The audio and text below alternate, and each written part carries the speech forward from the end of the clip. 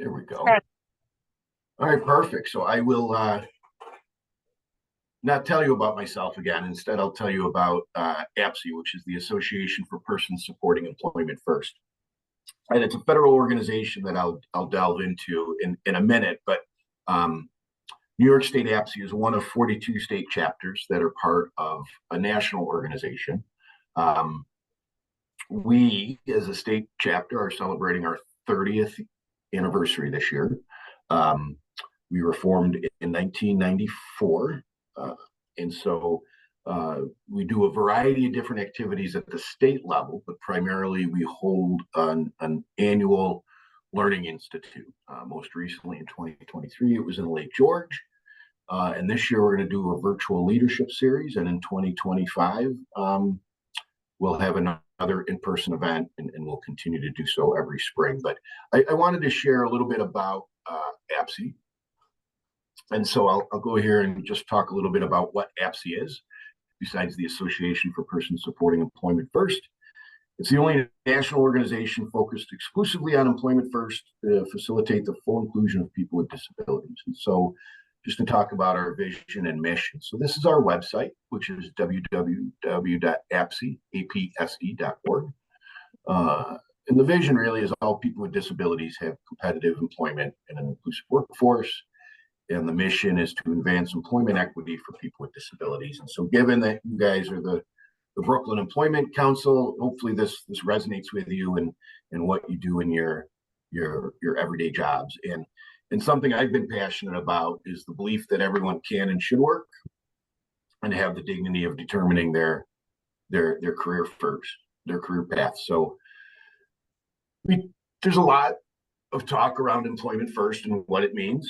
And it really means different things in different states. So in New York, it's more of a philosophical message.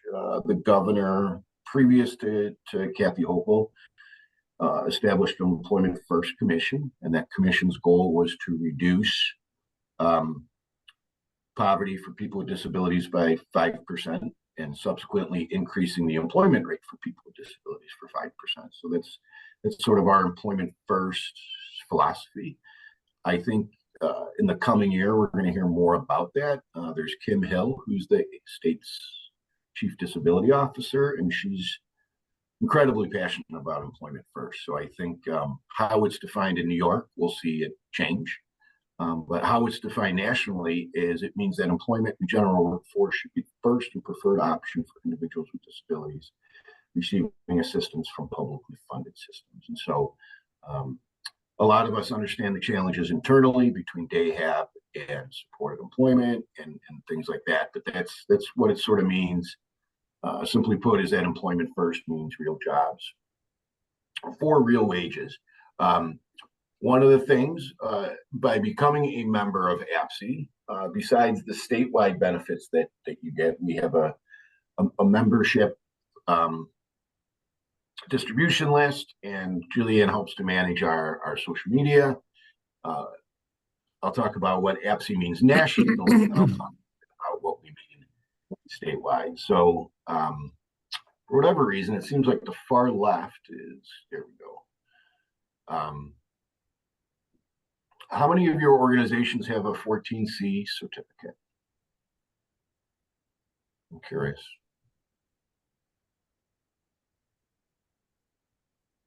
Jillian, does your organization have a 14C?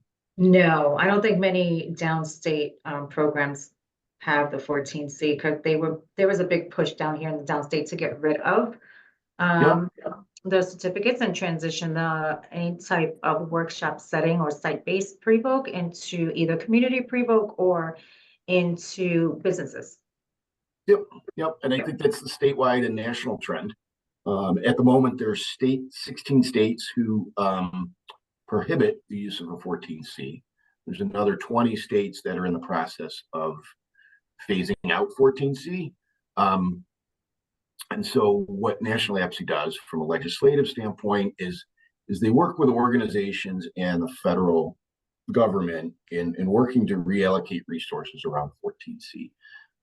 For those who don't know, at 14C, it allows organizations to pay sub-minimum wage, primarily to people with developmental disabilities, based upon their productivity. And so some would argue that's not really considered competitive integrated employment, and OPWDD would agree with that. So there's a lot done at the federal level, and you can read our white paper on that.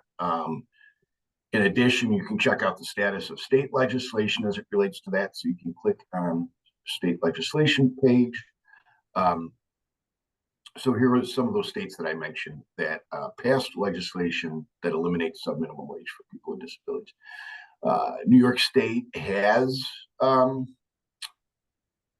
assembly bill that's being introduced to the Senate this year, Senate Bill 3434, which eliminates provisions exempting employees with disabilities from minimum wage laws. Meaning if somebody's working, they need to be paid minimum wage or greater. So that's sort of what national APSE does at the national level. They also hold an annual conference. This year it is in Charlotte, North Carolina, and it's in June, but we'll talk about maybe some of our membership benefits and types. So like I said, when you join New York State APSE, you're actually joining APSE. So here's just an overview of a lot of our memberships. There's professional member, student member, patron member. I'm not going to get into this because it's much of it's available, all of it's available on the website as we're looking at. And then there's business membership. So if you as an organization chose to get that, you'd also get 10 individual.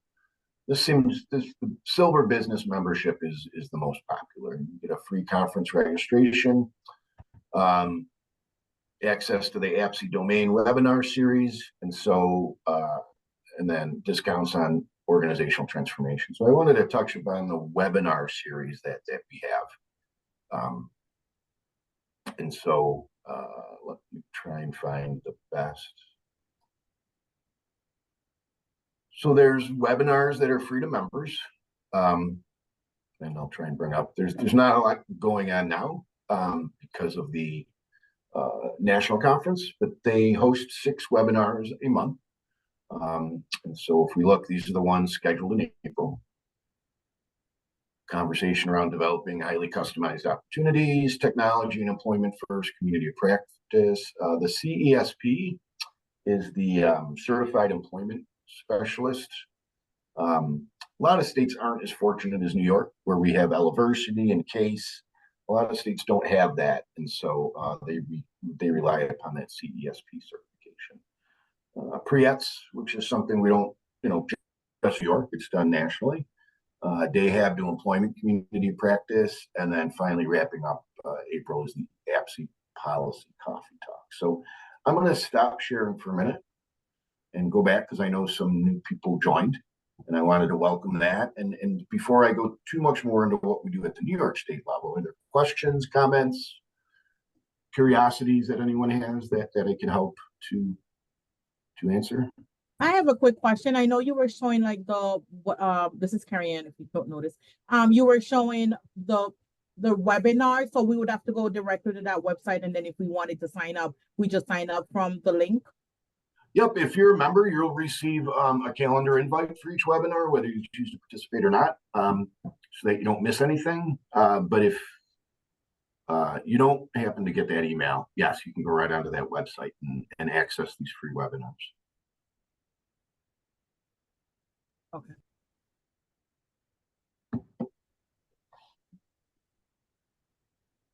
Any other comments?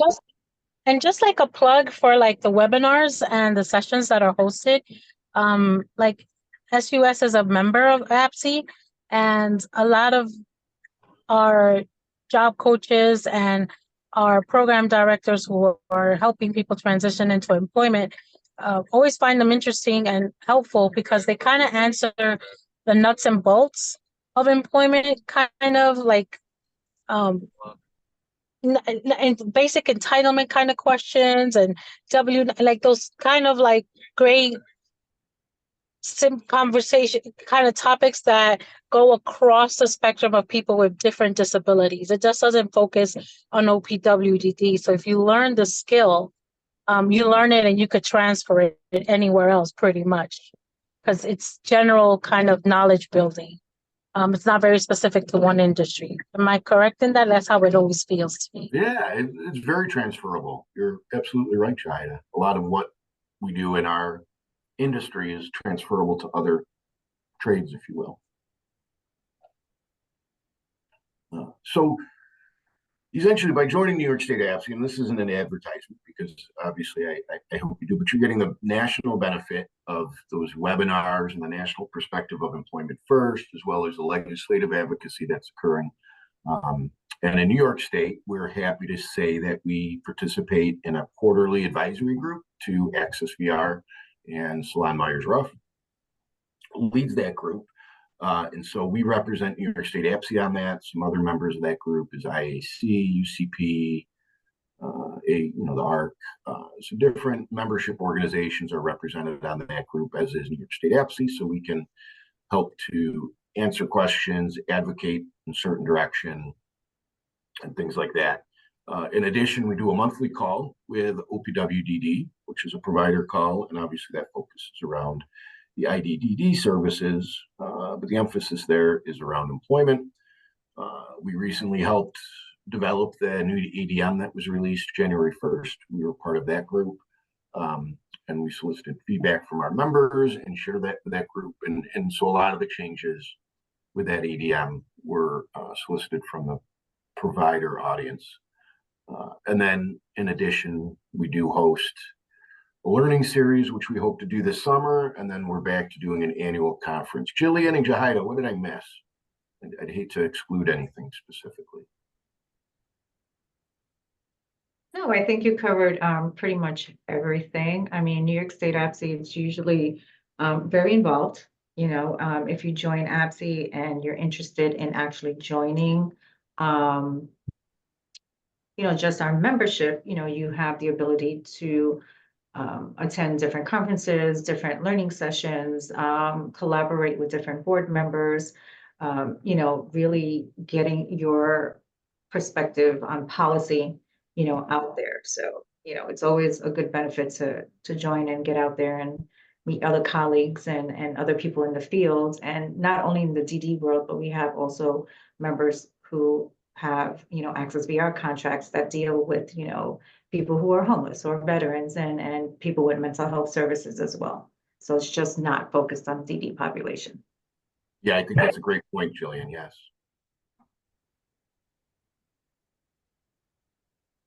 And I think like for us, like I've recently joined. One of the things that's been more beneficial about it is having a conversation and an understanding of how employment is being looked at nationally, but also throughout the state, from upstate and downstate, and kind of seeing what other colleagues are doing and kind of the idea sharing has been pretty amazing. And conferences always have great speakers and great kind of attendance from OPW and other stakeholders. So you really get the opportunity to think about employment in a more holistic kind of viewpoint, and not just from the OPWDD kind of lens. It's great to learn about accommodations and those kind of things, and how those kind of systems that have helped in one population could actually help in another. So it's been a great membership to really think more globally about employment for us. I couldn't agree with you more, Jahida. It's well said. In fact, it's interesting, sort of in closing then, you'll see above me, there's a picture, and that's me and Tom Harkin. And Tom Harkin was sort of the father of the ADA. And I had the fortune of meeting him at a Rochester, New York APSE event. He's a strong proponent and supporter of APSE. So it was really cool to hear his perspective and the history of what it is that we do on a daily basis that's been happening for over 30 years. All right. So I think one question, Jim, might come up is, if your organization enrolls into APSE and welcomes APSE, do they need to, is it only specific to certain staff members, or can anyone take the series and the services, or do you just have to be a job coach or a job No, developer? I think it can be at any level within your organization. We have people represented on our board, from VPs to those providing direct service. And I think that's the sort of the other benefit, is you begin to understand more perspectives than just because we all see our jobs through a particular lens, and it's specific to what it is that we do. And sometimes we lose sight of the complexity and the entirety of our field. And so it helps remind me, anyways, on a very regular basis, to look at the field outside of the lens that I do on a daily basis, and gives me a better understanding of the more global perspective. And based on if your agency or your organization chooses to become a member of New York State APSE, you have the choice. You can always have people who are a part of your day program if you're looking to transition from like a different outlook or a different perspective in your day program more towards employment. If you have those individuals in there that you're looking to transition over to supported employment, you can have those staff also attend the training, but it's really up to the organization on who they want to attend the webinars or to the training and who they want to benefit from it. So it doesn't just have to be a supported employment kind of guideline. It is employment based, and the focus is employment first, but anybody in the agency can participate.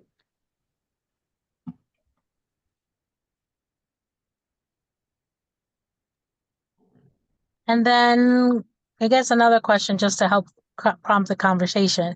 The CSEP certification. Yeah. I always get that tongue tied. How does that work in New York State? I know we have a lot of resources, but that level of credentialing, how does that work for a job coach or a developer? It's important to note that the CESP, I also get tongue-tied, it's the Certified Employment Specialist, is a national accreditation. And ironically, the foundation of that is built upon the APSE core competencies. And so those APSE core competencies were also utilized to develop the innovations training that's delivered by Eleversity, as well as the case trainings that's developed or delivered from Cornell. So essentially what that CESP means nationally, much of what is taught and communicated via the innovations and the case is sort of the basis of that CESP. And so when that exam comes around, they're testing you based upon the competencies learned in those two areas, even though one's VR specific and the other's DD specific. If anyone who's been to both, there's a lot of overlap. And so not every state has the luxury of having the training. Well, I say it's a luxury. I don't know that everybody will agree with it.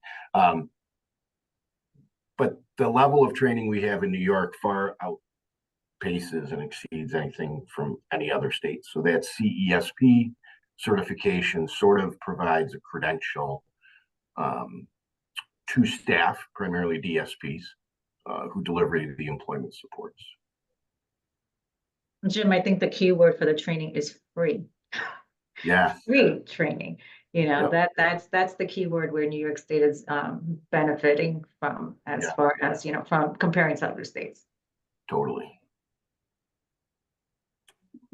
And the one thing about the credentialing, which is unlike other credentials, that sometimes when you leave the organization, the credential stays or you lose it. This is yours. That credential follows you. It does not. It's not like PALMS or something that you become a certified interviewer or reliable interviewer.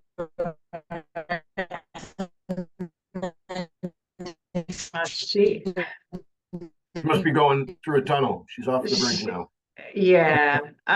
So basically what she's, hopefully, I'm going to repeat what she's trying to say, is the credentialing travels with you. It's not like a PALMS trainer where you're actually getting the credentialing based on the agency that you're actually getting certified in. So CESP is really national. And again, it goes with you wherever you are. Yep. And they do a monthly question and answer session on the second Wednesday of each station that month. Stays behind. So one of the things that we use to kind of to motivate people. Yeah. So if you go to that apse.org, you'll see the opportunity to join a monthly Q&A that tells you more if you have questions on the CDs. Jida, you're back. Yay. Yes, I'm back, but Jillian got it. Well, cool. Well, thank you all for having me. I appreciate it. And Jillian and Jida both know how to reach me. So if you have questions or want to talk about things, give me a call or email and we can set up a virtual meeting. Okay. Jim, can you give me back hosting or give it to Jillian, please? Yep. And let me stop recording. Let me see. How do I